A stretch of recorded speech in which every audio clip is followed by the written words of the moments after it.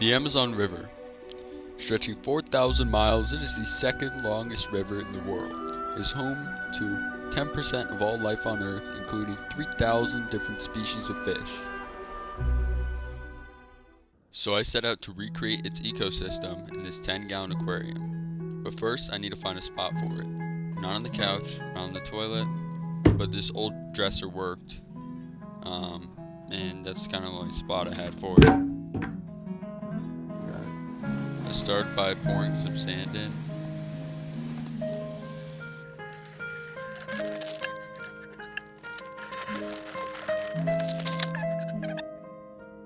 And then I put down some structure with this piece of driftwood.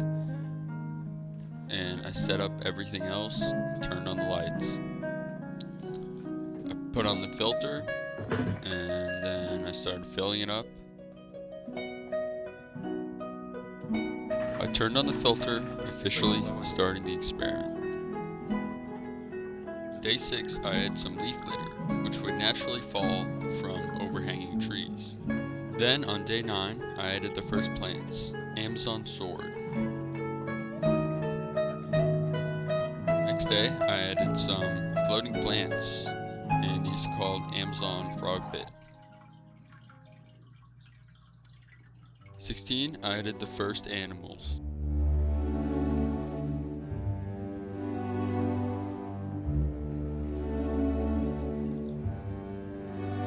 Mystery snails, corridoras, and neon tetras, all native to the Amazon River.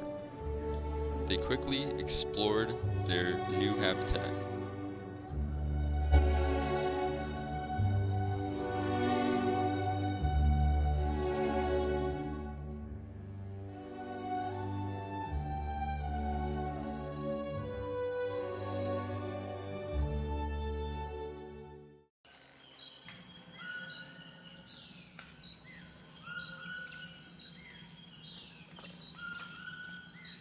The next day, all the animals were settling, and I fed them for the first time.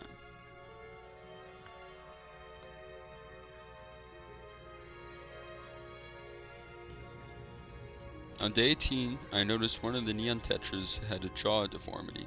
This is caused through excess inbreeding in fish farms. You can see the deformity here wasn't good. On day 24, I had some nitrifying bacteria to break down the waste.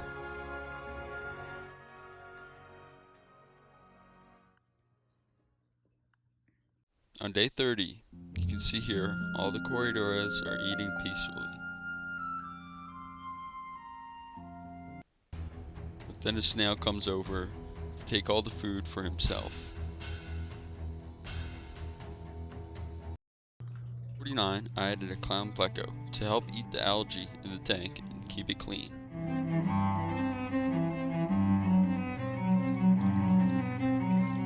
But of course, the snails quickly surrounded the fish they were unfamiliar with and even dropped from the sky and pinned them down.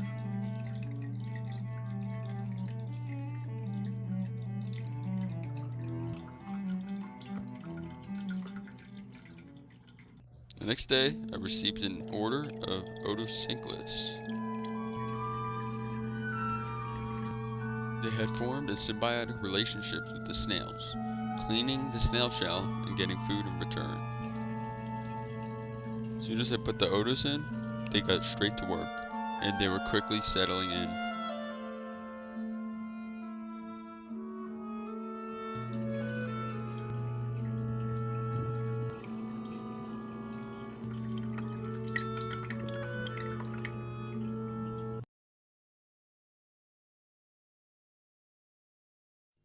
On day 51, disaster struck.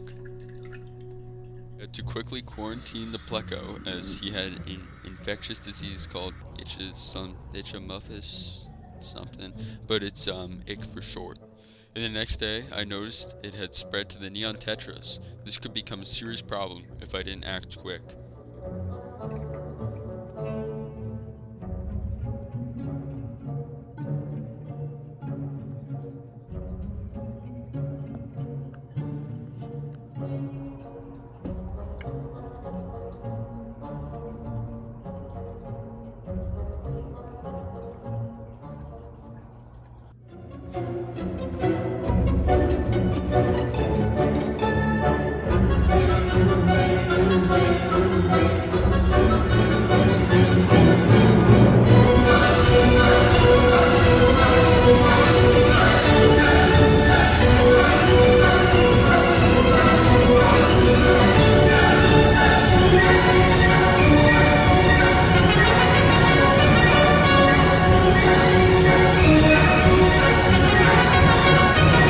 it could spread further, I bought everything I needed to fight it.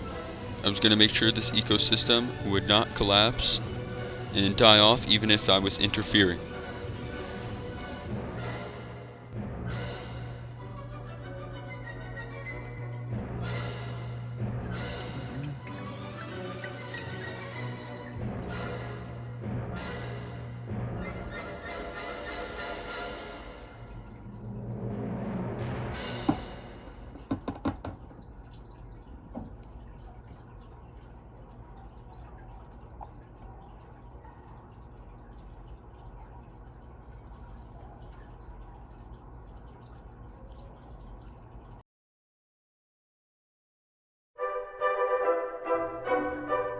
Day 72, all the animals were much better, and the ick had been eradicated from the tank. The neon tetras were peacefully swimming around, and the odos were chewing on some algae on the driftwood and leaves.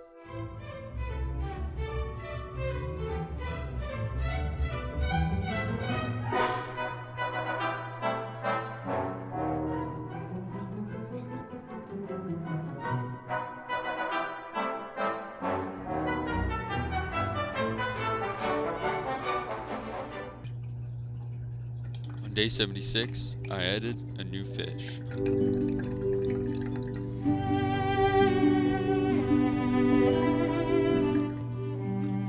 This is the three-striped corridors, and they settled in with all the others.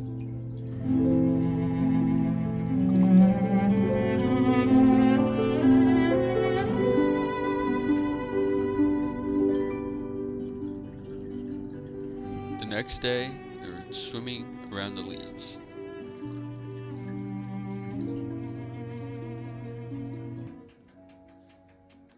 On day 79, I boiled some leaf litter I collected outside, and then I added it into the tank to simulate the natural falling of leaves from trees overhanging the river. The animals enjoyed the new foliage as they swam around it. And the tannins from the leaves are actually very healthy for them, so it benefited all of the animals very much. On day 87, I added some parrot's feather, but I don't think it really survived the shipping, so I'm probably gonna have to take it out.